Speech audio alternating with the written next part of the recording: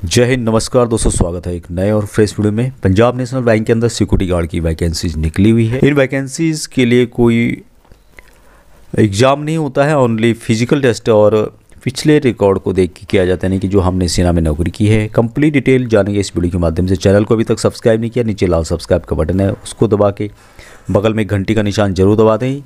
अन्य वैकेंसीज भी आने वाली है, जिससे कि उन वैकेंसीज़ की डिटेल्स आप लोगों को मिलती रहेगी। और व्हाट्सएप ग्रुप, टेलीग्राम ग्रुप से जुड़ सकते हैं, जिसका लिंक आपको वीडियो के डिस्क्रिप्शन में मिल जाएगा। वैकेंसीज जो निकाली गई है पंजाब नेशनल बैंक के अंदर, अंचल कार्यालय 4 विभूति खंड गोमती नगर लखनऊ से विज्ञप्ति जारी की गई है। वैकेंसीज में आगे बढ़ूँ उससे पहले आप लोगों को एक बात बता देता हूँ कि ये मुझे किसी वेबसाइट से मिली है। आप लोग अप्लाई करने से पहले इस वैकेंसीज के बारे में एक बार क्लियरली पता कर लें। ये सही है, लेकिन फिर भी एक बार आप लोग ज़रूर पता कर लें, उससे श्योर रहेगा। तो पंजाब नेशनल बैंक के अंदर आर्मर्ड गार्ड की वैकेंसीज हैं। यहाँ पे एक इम्पोर्टेंट बात देखिए कि जिस जिले के लिए अप्लाई कर रहा है उस जिले का अस्थायी निवासी होना जरूरी है। वेतनमान जो मिलेगा 14,500 रुपये से 28,145 रुपये।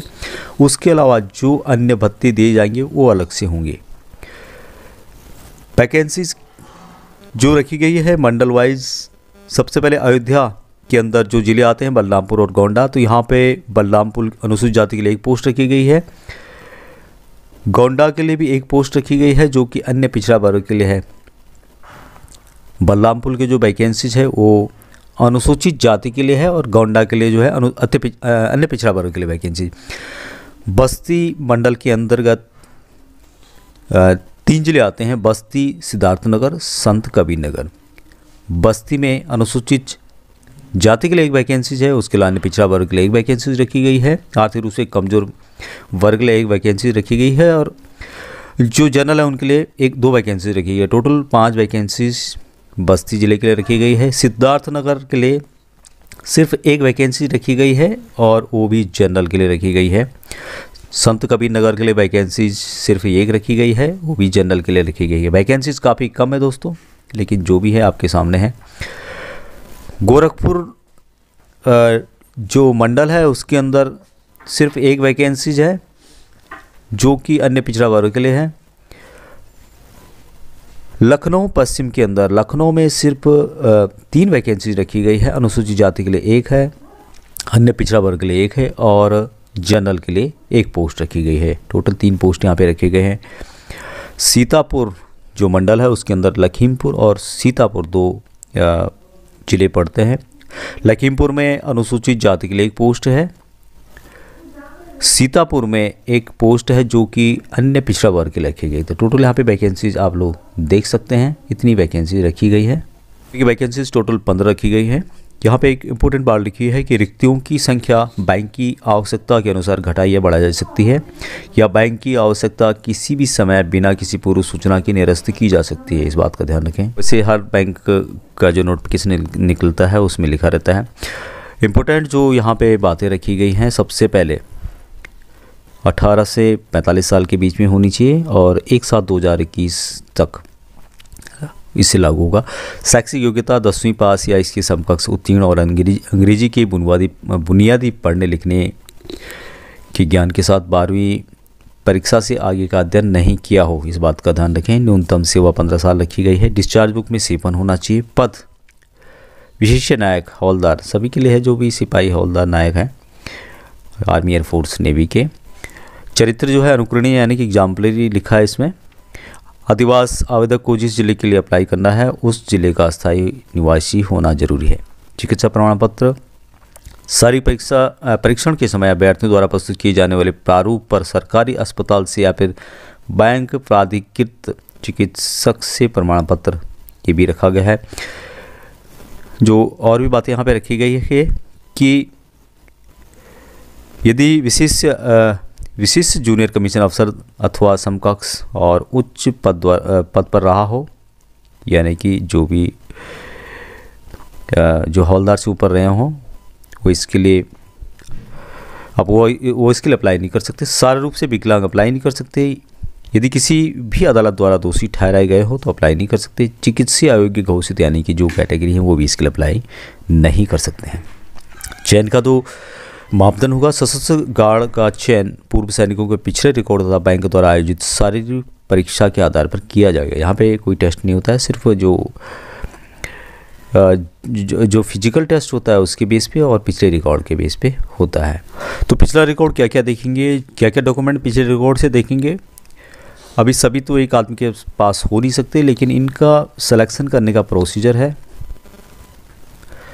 सबसे पहले डिस्चार्ज बुक, डिस्चार्ज प्रमाण पत्र, संबंधित डिस्चार्ज बुक या प्रमाण पत्र एक ही है। संबंधित संस्था अकादमी स्कूल से ड्रिल, पीटी, युद्ध या फिर हथियार में प्रशिक्षण के रूप में प्रमाण पत्र।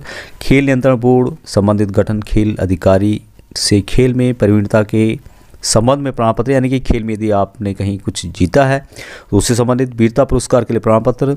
यदि आपके पास कोई भी वीर चक्र या फिर सेना मेडल या फिर कुछ भी कोई भी आपके पास इस तरह का पुरस्कार है तो आप उनको तवज्जो दी जाएगी। भारतीय नौसेना और भारतीय वायु में समकक्ष नियुक्तियों पर प्रशस्ति पत्र। DRDO के अंतर्गत आग विस्फोटक एवं पर्यावरण सुरक्षा और अग्निशमन या फिर औद्योगिक सुरक्षा प्रशिक्षण के संबंध में अखिल भारतीय राज्य सरकार संस्थान मिलिट्री प्रायोजित संस्थाओं द्वारा जारी डिप्लोमा प्रमाण पत्र। विशेष बलों, para commando, SSF, NSG special group में कार्य करने का विशेष योग्यता प्रमाण पत्र अथवा कमांडो कोर्स में एक योग्य प्रशिक्षण ग्रेडिंग प्राप्त किया हो अथवा नौसेना वायुसेना के विशेष कमांडो प्रकार के यूनिट जैसे कि मार्कोस और गरुड़ में काम किया हो, कमांडो कोर्स किया हो। मूलभूत प्रशिक्षण के अतिरिक्त अनुभाग हथियारों में कोर्स, ASPT शारीरिक प्रशिक्षण कोर्स, ये इनको देखना है। काफ़ी लंबा चौड़ा हिसाब किताब है, लेकिन जो भी है आपके सामने है। शारीरिक परीक्षण जो होगा दोस्तों उसमें क्या क्या रखा गया है। 2.5 किलोमीटर दौड़ना होगा, दंड लगाना होगा, उठक बैठक ड्रिल टेस्ट होगा। इच्छुक पात्र उम्मीदवार संलग्न प्रारूप के अनुसार अपना आवेदन पत्र पूरी तरह भरकर पहचान पत्र और पते के प्रमाण, पैन कार्ड, आधार कार्ड, जाति प्रमाण पत्र, शैक्षिक योग्यता के प्रमाण पत्र, सक्षम अधिकारी द्वारा जारी नवीनतम निवास प्रमाण पत्र और डिस्चार्ज पंजिका व अन्य प्रमाण पत्रों की स्वयं सत्यापित प्रतिलिपि सहित आवेदक पत्र निम्नलिखित पते पर आपको भेजना होगा।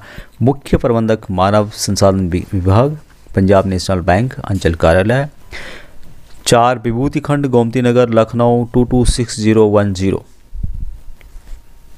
और यहाँ पे डेट को आपको याद रखना होगा। आवेदन पत्र प्राप्त करने की अंतिम तिथि 10 फरवरी 2022 रखी गई है। आवेदन केवल पंजीकृत स्पीड पोस्ट द्वारा भेजा जाना चाहिए, अन्य किसी माध्यम द्वारा आवेदन स्वीकार नहीं किया जाएगा। अपूर्ण तथा अंतिम तिथि के बाद प्राप्त हुए आवेदकों पर विचार नहीं किया जाएगा।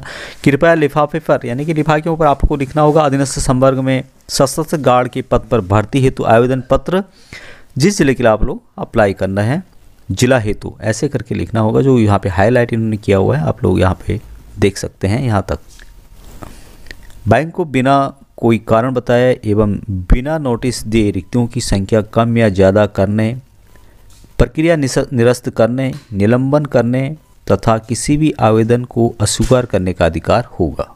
इस बात का भी जिक्र। तो दोस्तों यहाँ पे साइन करना होगा, आप लोगों को एक्सेप्ट करने होंगे सभी टर्म एंड कंडीशंस। यहाँ पे डेट साइन करने होंगे, यहाँ पे स्थान लिखना होगा जो लिखा हुआ है, और फॉर्म इस टाइप का होगा आपका। कंप्लीट डिटेल इसमें दी गई है, इसको भर के आपको भेज देना है। याद रखें जो डेट रखी गई है उससे पहले आपका एप्लीकेशन पहुंच जाना चाहिए। फॉर्म को भरने से पहले एक बार इसके बारे में एक बार हल्का फुल्का नॉलेज ले लें, पता कर लें। वैकेंसीज लखनऊ के जो भी नज़दीक के हैं वो पता कर सकते हैं। आज के लिए इतना ही। जय हिंद।